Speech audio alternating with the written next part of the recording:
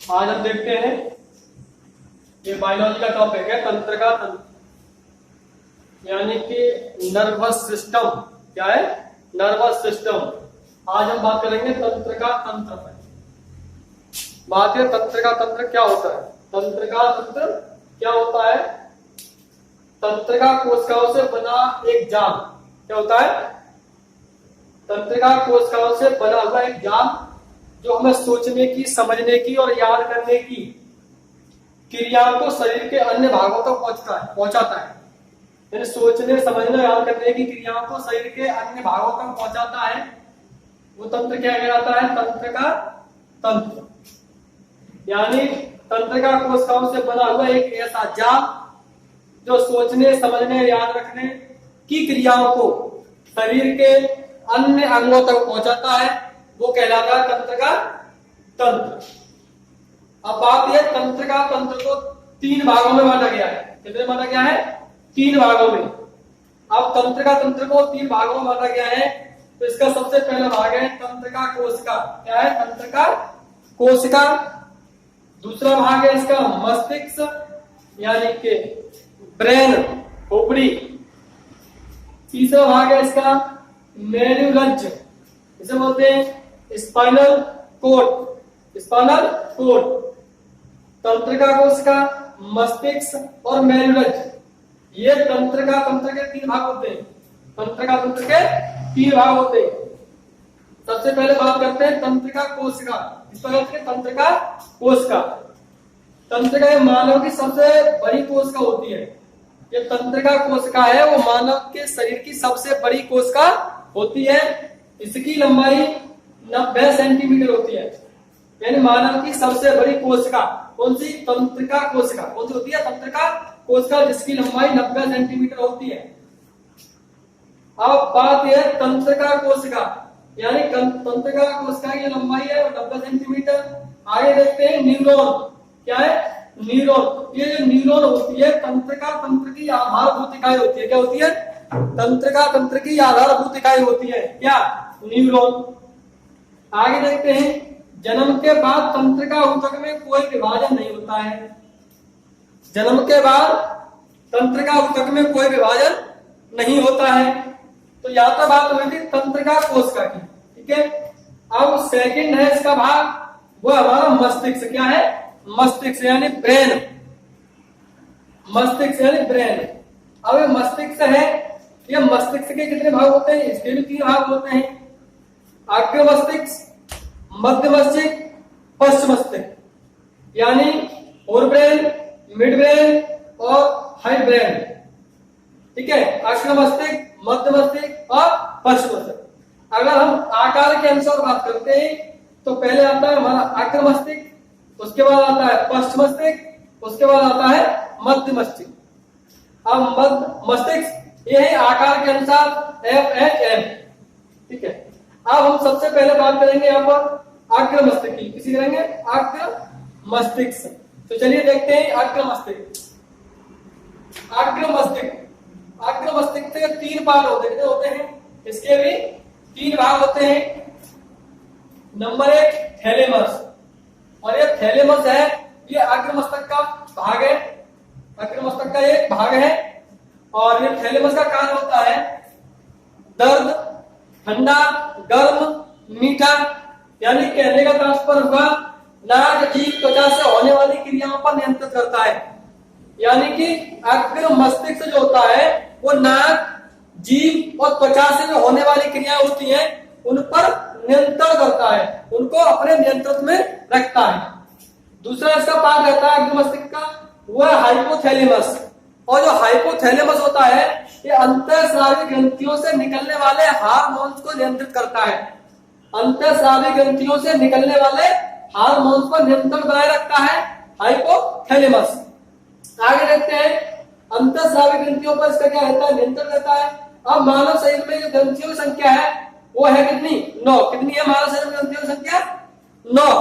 अब 9 ग्रंथियों की संख्या है तो मानव शरीर में सबसे छोटी ग्रंथि, मानव शरीर में सबसे छोटी ग्रंथि होती है पीयूष ग्रंथि या पिट्यूटरी ग्रंथि। पीयूष ग्रंथि या पिट्यूटरी ग्रंथि। अच्छा ये बात है, पीयूष ग्रंथि जो होती है ये 7 ग्रंथियों पर नियंत्रण रखती है। तो पीयूष ग्रंथि है मानव शरीर में सबसे छोटी ग्रंथि, जो पीयूष ग्रंथि है ये 7 ग्रंथियों पर नियंत्रण रखती है, इसलिए इसे मास्टर ग्रंथि के नाम से भी जाना जाता है। आगे बात है पीयूष ग्रंथि को नियंत्रण हाइपोथैलेमस ग्रंथि रखती है।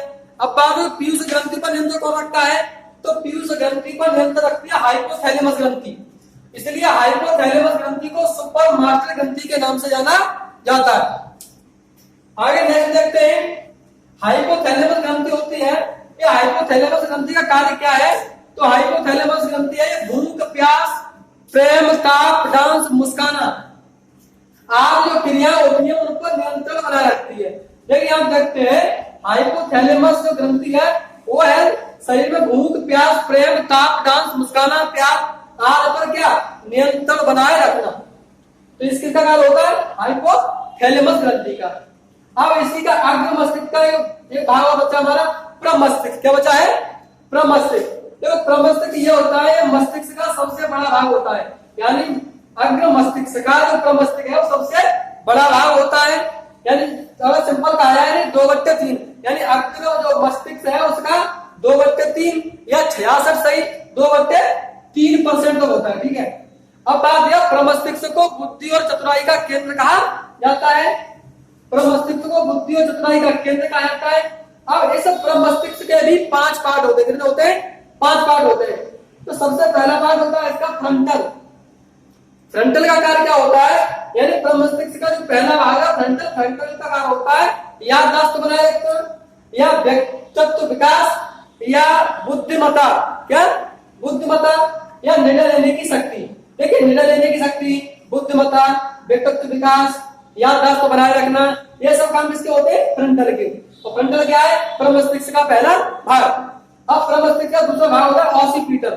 ऑसिपिटल ये हमें क्या है, मस्तिष्क का जो प्रमस्तिष्क का जो ऑसिपिटल दूसरा पार्ट होता है, इसका कार्य होता है दूरी और दिशा का ज्ञान कराना, दूरी और दिशा का ज्ञान कराना।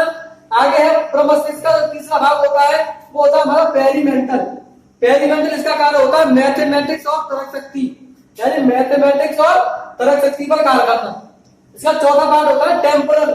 टेम्पोरल होता है जो प्रमस्तिष्क का चौथा पार्ट है टेम्पोरल। टेम्पोरल में क्या होता है, सपने, यानी सपने जितने भी हम सपने देखते हैं वो सभी सपने किसका कार्य होता है, बनाना। टेम्पोरल का किसका होता है, टेम्पोरल का कार्य होता है सपने बनाना। आगे होता है हिप्पोकैम्पस। अब हिप्पोकैम्पस ये प्रमस्तिष्क का 5वां भाग है। हिप्पोकैम्पस इसे बोलते हैं हार्ड डिस्क, यानी ये दिमाग का हार्ड डिस्क होता है। जो भी डाटा दिमाग में फीड रहता है वो रहता है हमारा हार्ड डिस्क पे। अब आगे देखते हैं, इसके बाद ये रहा हमारा अग्र मस्तिष्क है। अभी हमारे पास बचा क्या है, मध्य मस्तिष्क।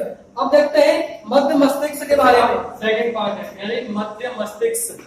मध्य मस्तिष्क, अब मध्य मस्तिष्क है, इसमें भाग होता है कार्पोरा क्वाड्रिजेमिना।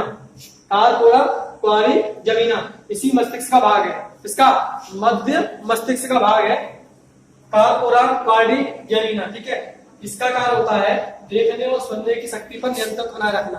देखने और सुनने की शक्ति पर नियंत्रण बनाए रखना।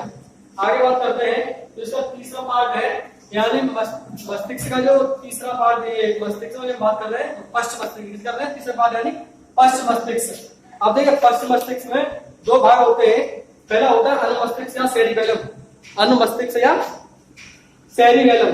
अब देखिए अनुमस्तिष्क होता है, इसे सबसे छोटा दिमाग भी कहा जाता है, ट्री ऑफ लाइफ, यानी जीवन का पेड़।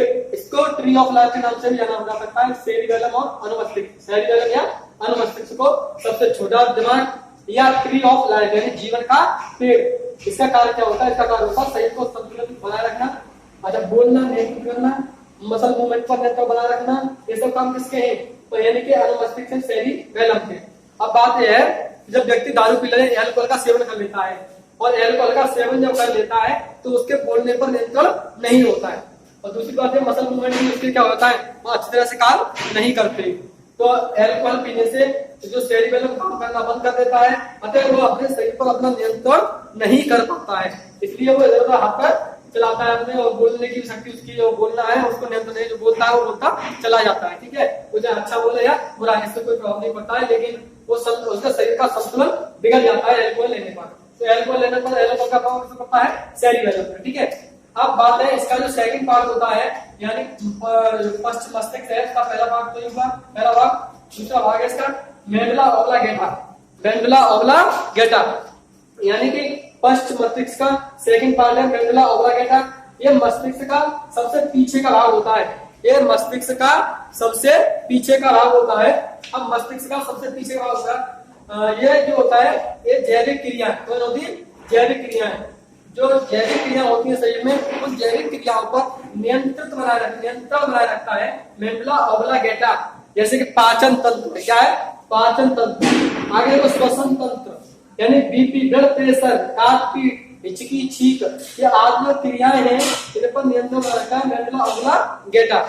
तो इसका नाम होता है मेडुला ऑब्लांगेटा का, यानी कि जैविक क्रियाओं पर नियंत्रण बनाए रखना। अब बात देखो पाचन तंत्र पर भी नियंत्रण है, श्वसन तंत्र पर है बीपी यानी ब्लड प्रेशर, काट पीट, हिचकी। देखिए बातें हैं जैसे हम यहाँ कहीं कट जाते हैं तो कटने के इस पर नियंत्रण जो दर्द होता है उसका इंफॉर्मेशन किस जाती है, मेडुला ऑब्लांगेटा। इसका कार्य है इस पर क्या करना, नियंत्रण बनाए रखना। तो इस तरह से ये रहा हमारा किसका पश्च मस्तिष्क के दोनों पार्ट हुए। आगे है जो तंत्रिका कोश का है, मस्तिष्क हो गया। तीसरा पार्ट कौन सा बचा है, तंत्रिका मेरुरज्ज। मेरुरज्ज को स्पाइनल कोड बोलते हैं, मेरुरज्ज का बोलते हैं स्पाइनल कोड।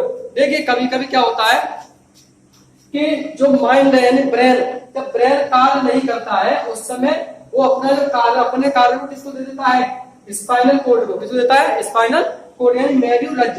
तो कभी कभी हम देखते हैं अचानक से हम कहीं खड़े हैं और कोई व्यक्ति पीछे से आकर के एक तेजी से आवाज करता है तो हमारा शरीर कांप उठता है, एकदम क्या होता है, कांप उठता है। तो किसके कारण, मेरुरज्ज यानी स्पाइनल कोड। तो स्पाइनल कोड की जो क्रिया होती है, यानी माइंड कहीं दूसरी जगह होता है उस समय शरीर को नियंत्रित कौन करता है, तो करता है स्पाइनल कोड। अब बात है ये मस्तिष्क का वह भाग होता है जो बैकबोन तक फैला होता है, यानी मस्तिष्क से लेकर रीढ़ की हड्डी तक, बैकबोन है रीढ़ की हड्डी तक फैले रहता होता है स्पाइनल कोड। अब बात है प्रवृत्ति क्रियाओं पर नियंत्रण करना, यानी रिफ्लेक्स एक्शन, यानी इसका कार्य होता है स्पाइनल कोड यानी मेरुरज्ज का कार्य होता है प्रवृत्ति क्रियाओं पर नियंत्रण करना, यानी रिफ्लेक्स एक्शन पर नियंत्रण बनाए रखना। जैसे कभी कभी होता है, देखिए छींक आने पर आंखों का अपने आप बंद हो जाना, किसी गर्म पानी से हाथ को टच होते हुए हाथ अपने आप पीछे की तरफ हट जाता है। इसी तरह जैसे कांटा लग जाता है, पैर में कांटा लगने पर यानी एड़ी का ऊपर की ओर उठ जाना, ये सब क्या है। जैसे आंख में कीड़ा पड़ जाता है यानी कोई गंदगी पड़ जाती है उसमें आंख का अपने आप बंद हो जाना, ये सब क्या होती है, हमारी प्रतिवर्ती क्रियाएं। तो ये रिफ्लेक्स एक्शन, इन प्रतिवर्ती क्रियाओं पर नियंत्रण रहता है हमारा स्पाइनल कोड यानी कि मेरुरज्ज का। ठीक है, तो इस तरह से हमने देखा तंत्र के जो 3 पार्ट थे वो 3 पार्ट कंप्लीट होते हैं। अब देखिए यहाँ पर मोस्ट क्वेश्चन ये बचे हैं 2, यानी पूछता है कि मस्तिष्क का वेट यानी कि भार कितना होता है। तो मस्तिष्क का भार 1350 से 1450 ग्राम, 1350 से 1450 ग्राम। अब बात है हमने ये मस्तिष्क का जो अध्ययन किया है, यानी मस्तिष्क के टॉपिक पर जो अध्ययन किया है इसको क्या कहते हैं, तो मस्तिष्क के अध्ययन को कहते हैं न्यूरोलॉजी। क्या कहते हैं, न्यूरोलॉजी। ये क्वेश्चन इसके काफी अच्छे दोनों, यानी मस्तिष्क का भार 1350 से 1450 ग्राम तक होता है और मस्तिष्क का जो अध्ययन होता है उस मस्तिष्क के अध्ययन को कहते हैं न्यूरोलॉजी। तो मैं आशा करता हूँ ये टॉपिक आपकी समझ में आया होगा। अगर इसमें कोई भी किसी भी प्रकार की कोई दिक्कत आपको है तो आप कमेंट सेक्शन में बता सकते हैं, और इसी तरह की और भी वीडियो प्राप्त करने के लिए चैनल को सब्सक्राइब करें।